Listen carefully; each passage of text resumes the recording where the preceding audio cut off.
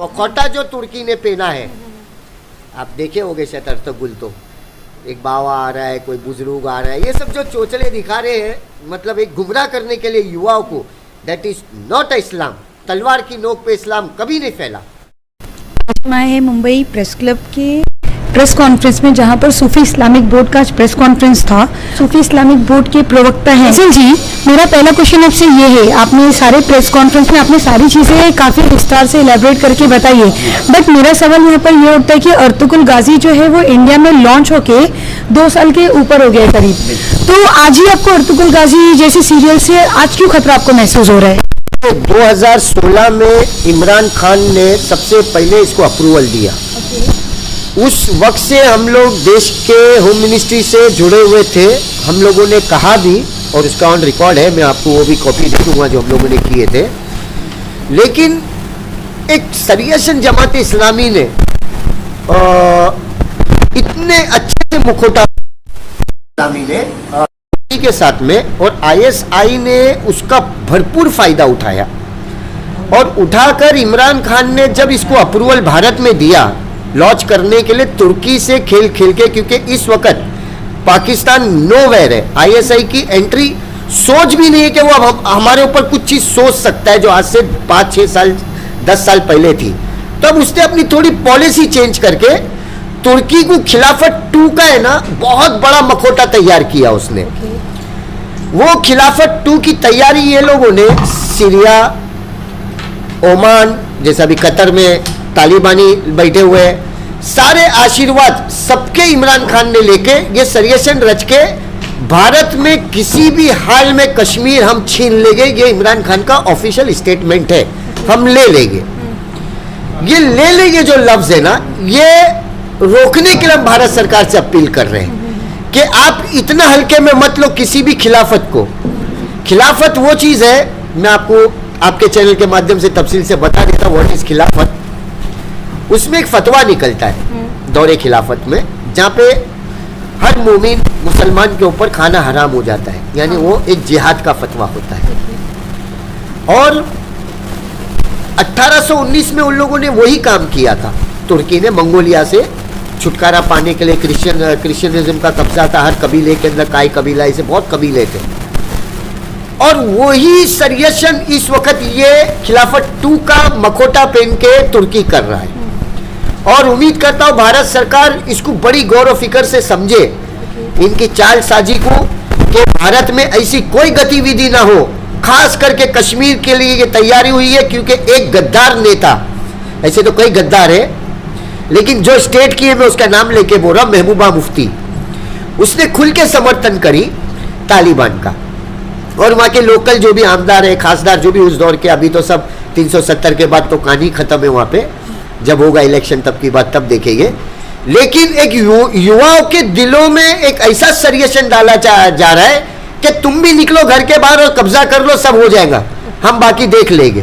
तो मुखौटा, फिर बोल रहा, मुखौटा जो तुर्की ने पहना है, आप देखे होंगे शायद गुल, तो एक बाबा आ रहा है, कोई बुजुर्ग आ रहा है, ये सब जो चोचले दिखा रहे हैं, मतलब एक गुमराह करने के लिए युवाओं को।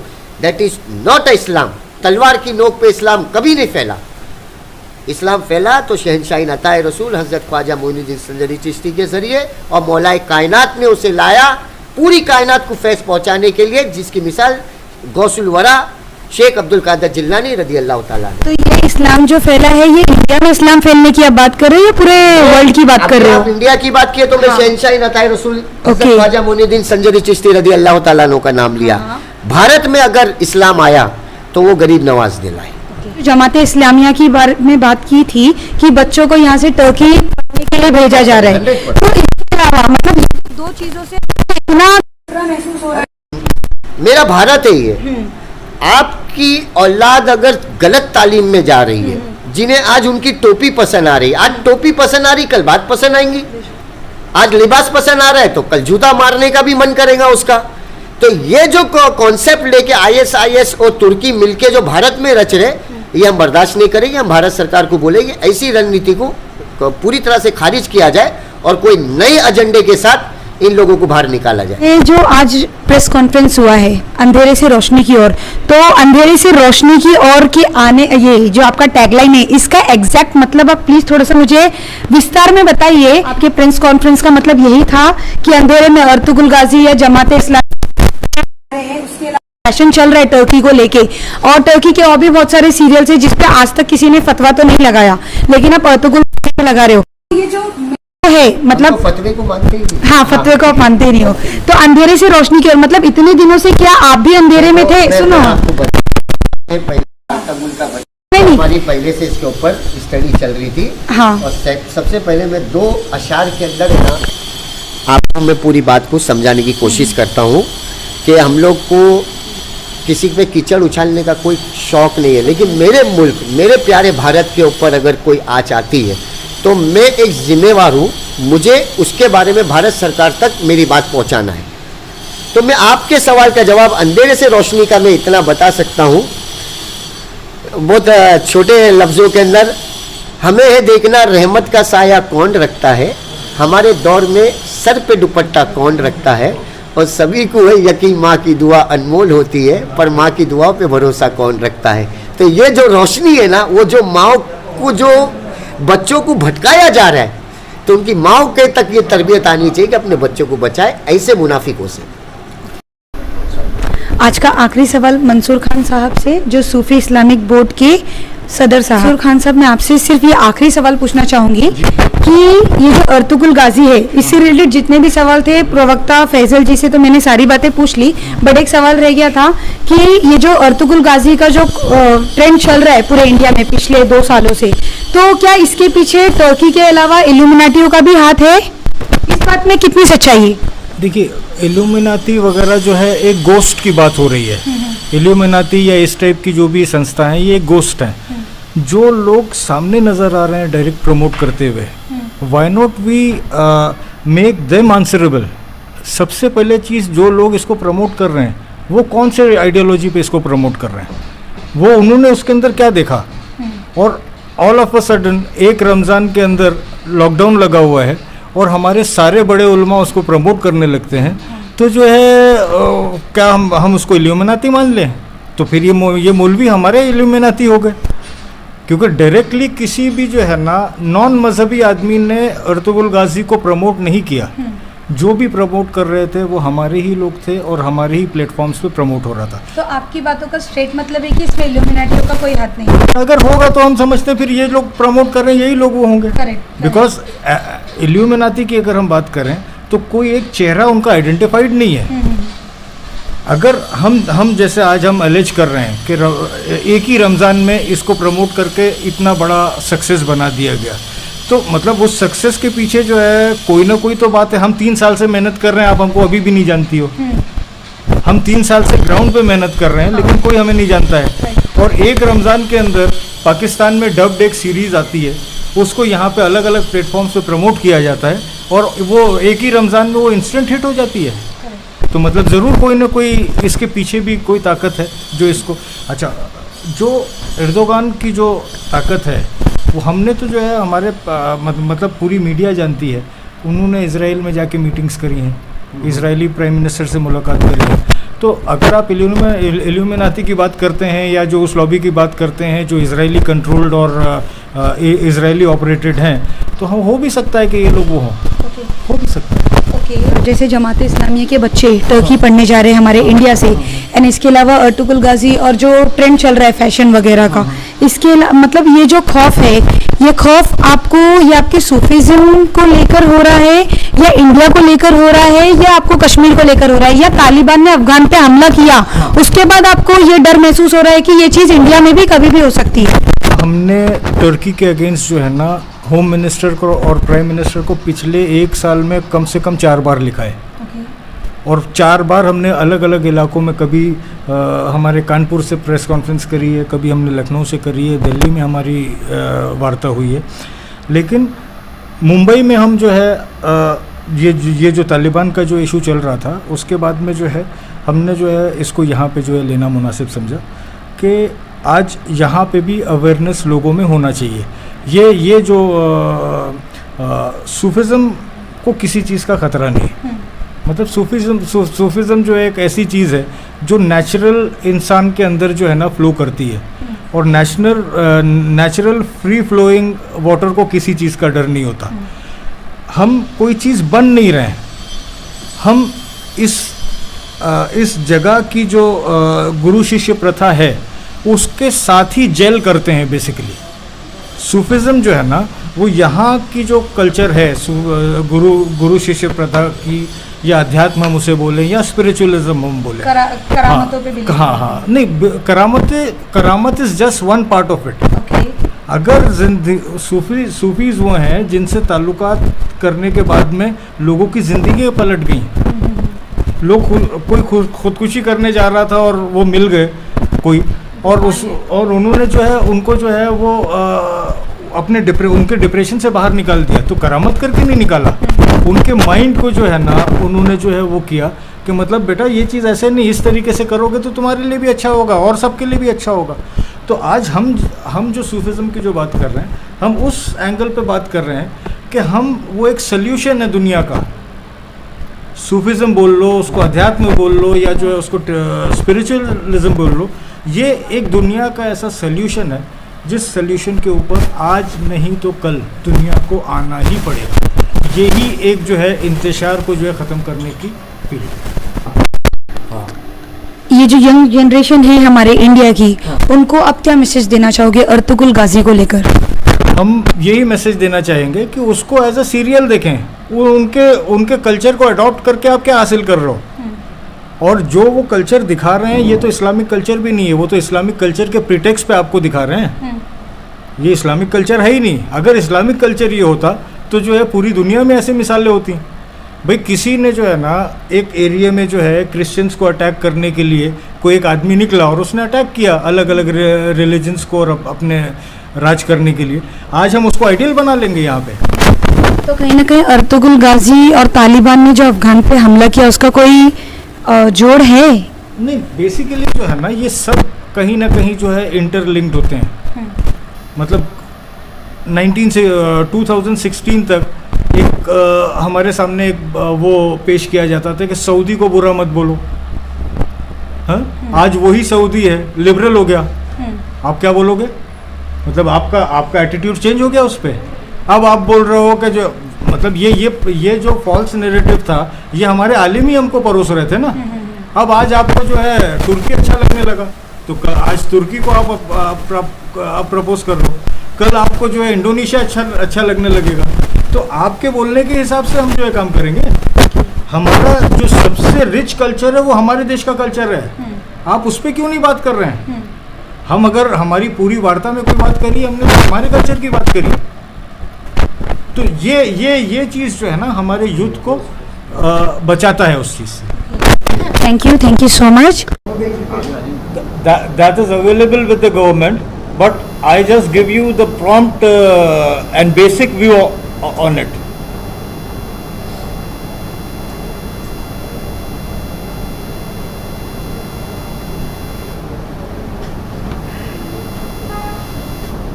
Anyone else? माध्यम से जो अमन और शांति का पैगाम देना चाहते हो जी लोगों को, तो ये संस्था कितने सालों से हो रही है और आप लोग इतना अच्छा काम करते हो, तो आप लोगों से क्या मानवता और तालिबान में जो हालत हुई है वो शर्मनाक हालत है। जी। और हमारे देश में काफ़ी आप परिस्थिति को देख ही रहे हो कि भारत में क्या चल रहा है और वहाँ पे क्या चल रहा है, तो आप इस चीज़ को रोकने की कोशिश किस तरह करोगे? हमारी यहाँ के नौजवानों से अपील है कि वो लोग जो है हमारा साथ दें, और हम वतन और वतनियत को लेके ही ये काम करना चाह रहे हैं। आज जो तुर्की या ऐसे तुर्की स्पॉन्सर्ड लोग जो यहाँ पे जो है बरगला रहे हैं हमारे नौजवानों को, हमारी सरकार से ये अपील है कि वो उनके ऊपर नज़र रखें, लेकिन नौजवानों से ये अपील है कि किसी के बरगलाने में ना आए। अगर उन्हें जो है दुनिया में कोई कंडीशन देखनी है तो वो देख लें सीरिया का क्या हाल हुआ है, वो देख लें इराक का क्या हाल हुआ है, अफ़गानिस्तान का क्या हाल हुआ है। तो आज जो है अगर उन्हें अपने मुल्क में अमन पसंद नहीं है और वो सीरिया के जैसे हालातों में रहना चाहते हैं, तो यकीनन इन मौलवी मुल्लाओं की बातों पे या जो है भड़काने वाले लोगों की जो है बातों पे अमल करें। लेकिन अगर उन्हें जो है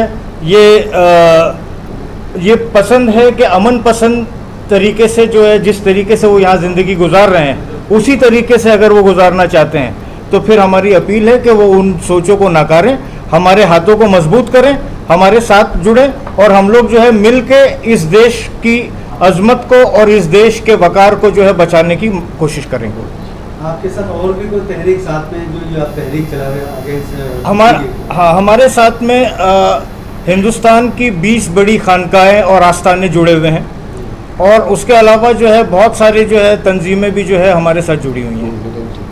तो मतलब ये एक और भी इस्लामिक देश है दूसरे और कतर है और जी 56 इस्लामिक ईरान कंट्री है, है। हाँ। और ईरान से भी काफ़ी ज़्यादा वो चीज़ें आती है, तो तुर्की क्यों इसमें देखिए ऐसा है ना कि जहाँ से भी जो है ये सब चीज़ें होती हैं, आज पाकिस्तान को जब यहाँ पे जगह कम पड़ने लगी, जब डायरेक्टली पाकिस्तान के लिए जो है ना जब यहाँ पे प्रमोशन बंद कर दिया गया तो बैकडोर प्रमोशन पाकिस्तान ने तुर्की के थ्रू किया। आज तुर्की के कल्चर को जब प्रमोट किया जा रहा है तो ऐसा नहीं है कि तुर्की अपने ही वो कर रहा है, ये इन नेक्सस विद ISI है। उनको यहाँ एक सहानुभूति जो है तुर्किश कल्चर के लिए पैदा करने के बाद में उनको उस राह पे लगा दिया जा रहा है कि जिस राह पे अल्टीमेटली ये लैंड करेंगे ISI के हाथ में। इस वजह से पाकिस्तान का तो सारा ग्राउंड ही यहाँ ख़त्म हो चुका, आज के टाइम पे उनके पास कोई वो नहीं है। लेकिन तुर्की वो अब फ्रंट हैंड बन के आया है, जहाँ पे से ये रिक्रूट कर रहा है, यहाँ से ये मदद करने के नाम पे एक्सचेंज प्रोग्राम्स चला रहा है और इन सब चीज़ों को लेके ये जो भी चीज़ें कर रहे हैं इसमें हमारे यूथ के को बराबर से ब्रेन वॉश करके टूवर्ड्स एक्सट्रीमिज्म और फंडामेंटलिज्म ढकेला जा रहा है। इस वजह से तुर्की के खिलाफ हमको जो है ये करना है। जी देखिए, जैसे कि मैं बहुत मुख्तसर अंदाज में कहूँगी कि मंसूर खान साहब ने जो हमारा सूफी इस्लामिक बोर्ड का जो अहम मकसद था वो आप सभी के सामने वाजे कर दिया है। और जैसे कि अभी आपने क्वेश्चन किया था कि अफ़गानिस्तान में जो तालिबान के ज़रिए जो हालात है मामलात है उस पर क्या कहना चाहेंगे, तो मैं आप लोगों के सभी के चैनल के माध्यम से बहैसियत सूफी इस्लामिक बोर्ड की लेडीज़ विंग की प्रेसिडेंट के नाते मैं एक मैसेज देना चाहूँगी कि आज जो वहाँ पर हमारी जो ख़वातीन के साथ जो बदसलूकी जो हालात जो वहाँ पे वाक़यात पेश आ रहे हैं, और उसके बावजूद भी ये बहुत अफसोस की बात है कि हमारे हिंदुस्तान में कई ऐसी संस्थाएं हैं या ऐसे NGOs हैं या ऐसे लीडरान हैं जो पॉलिटिकल लेवल पर समाजी लेवल पर वो लोग उसको सपोर्ट कर रहे हैं या तालिबान की हिमायत में बात कर रहे हैं। तो हमारा सूफी इस्लामिक बोर्ड का हमेशा से एक ही विजन रहा है, और ख़ास करके एक बहैसियत औरत होने के नाते जहाँ कहीं भी, चाहे वो कोई भी मुल्क हो, चाहे अफ़गानिस्तान हो या किसी भी ममालिक में जहाँ औरतों के साथ बदसलूकी बदज़बानी या गैर इखलाकी सलूक किया जाएगा उसकी हम सख्त लफ्ज़ों में मजम्मत करेंगे। और हम उन लोगों से कहना चाहेंगे कि जो लोग उसकी हिमायत कर रहे हैं उनको थोड़ी बहुत शर्म होनी चाहिए कि इस्लाम ने जहाँ पर औरतों के, जहाँ मर्दों के हुकूक को इतना ऊंचा दर्जा दिया है, वहीं हमारे इस्लाम ने ख़वातीन के हुकूक को और उनको इतना बुलंद और बाला दर्जा दिया है। उसके बावजूद ख़वातीनों पर, हमारी ख़ास करके उन महिलाओं पर इस तरीके की जुल्म ज़्यादती हो रही है, वो बहुत ही अफसोस की बात है।